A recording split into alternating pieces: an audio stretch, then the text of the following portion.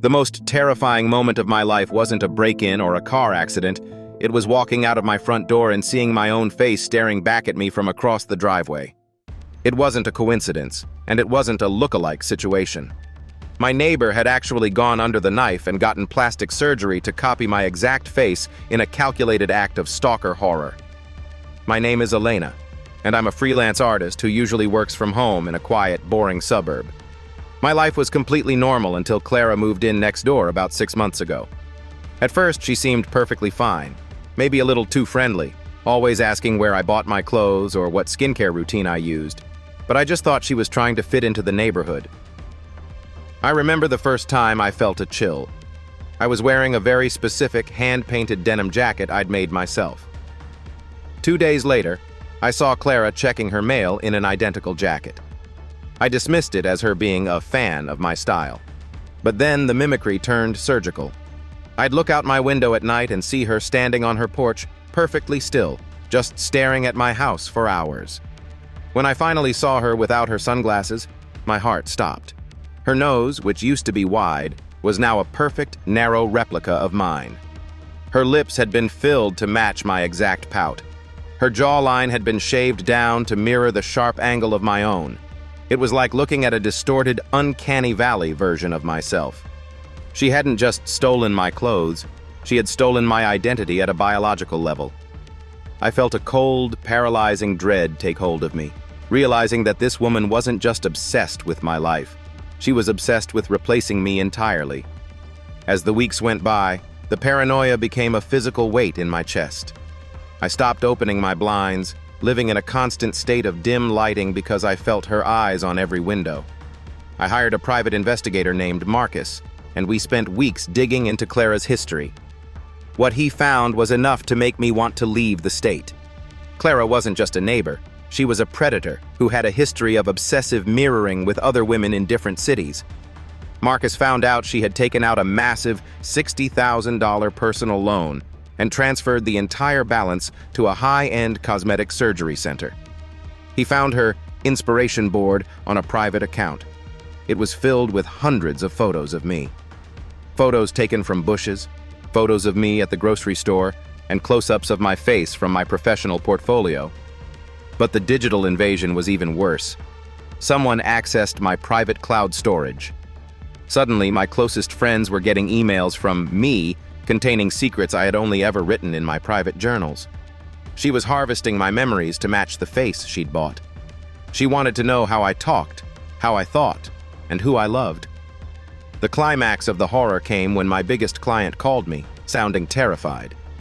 He had received an email from an address visually identical to mine, demanding he wire a retention fee to a new bank account, or I would delete all the files for our current project. I realized Clara was using her new face to try and step into my career, thinking she could replace me in meetings and no one would notice the difference. I was being erased in real time by a woman who was wearing my features like a mask.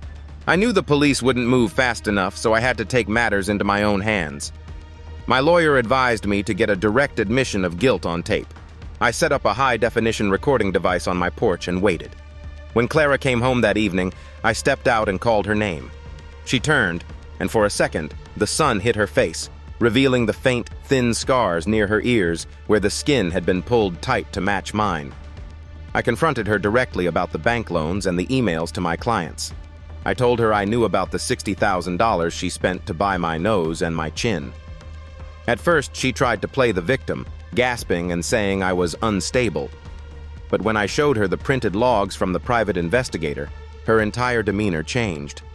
The friendly neighbor mask slipped, revealing something cold and hollow underneath. She stepped onto my porch, leaning in so close I could smell her perfume, the same expensive French brand I've worn for years. She whispered, "You don't deserve this life, Elena. You're lazy. You don't appreciate the beauty you were born with. I'll take much better care of your reputation than you ever did." She reached out a hand to touch my hair, and I flinched back, feeling like I was being touched by a corpse. She laughed, a high, thin sound, and said, "Don't worry. Soon, no one will even remember which one of us was the original." I went inside and locked the door with shaking hands. knowing I finally had the evidence I needed to put her away. The legal battle that followed was a grueling psychological marathon. My lawyer warned me that looking like someone isn't a crime, so we had to build the case around the stalking, the digital theft, and the financial extortion. I had to sit in a courtroom for 3 weeks and look at Clara across the aisle. It was a surreal nightmare. She wore the same shade of lipstick as me. She wore her hair in the same loose waves. Every time I adjusted my glasses, she would wait 3 seconds and then adjust hers in the exact same way. It was a deliberate attempt to gaslight me in front of the jury. The breakthrough came when Marcus, my investigator, tracked down the surgical nurse from the clinic in Florida. The nurse took the stand and testified that Clara had brought in my professional headshots and specifically requested the Elena package. The nurse described how Clara would sit in the recovery room, staring at my photos and practicing my facial expressions while her face was still wrapped in bandages. The jury was visibly horrified. We presented the emails she sent to my clients and the logs showing she had accessed my private data. The defense tried to claim she was just a troubled fan, but the sheer level of premeditation made it clear she was a predator. Every day in that court felt like I was fighting for the right to own my own identity. Clara was eventually convicted on multiple counts of stalking, identity fraud, and attempted extortion. She was sentenced to 4 years in a high-security psychiatric facility, followed by a strict term in prison. The judge issued a permanent, lifetime restraining order, but as I walked out of that courthouse, I didn't feel safe. The victory was hollow. The trauma of having someone wear your face is a scar that doesn't show up on a medical report. I ended up selling my house at a loss, moving across the country, and changing my legal name. I even dyed my hair a color I've always hated and started wearing colored contacts just to look different from the woman in the mugshots. I still have security cameras in every room of my new apartment. I still check the peephole 10 times before I open the door. The worst part is the mirrors. Every time I look at my own reflection, I don't see myself anymore. I see her. I see the woman who wanted to be me so badly that she carved her own skin to match mine.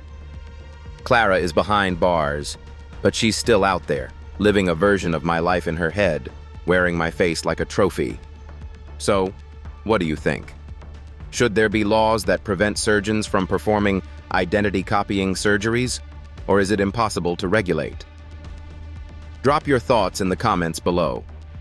If this story gave you the chills, hit that like button, subscribe for more daily Reddit horror, and I'll see you in the next one.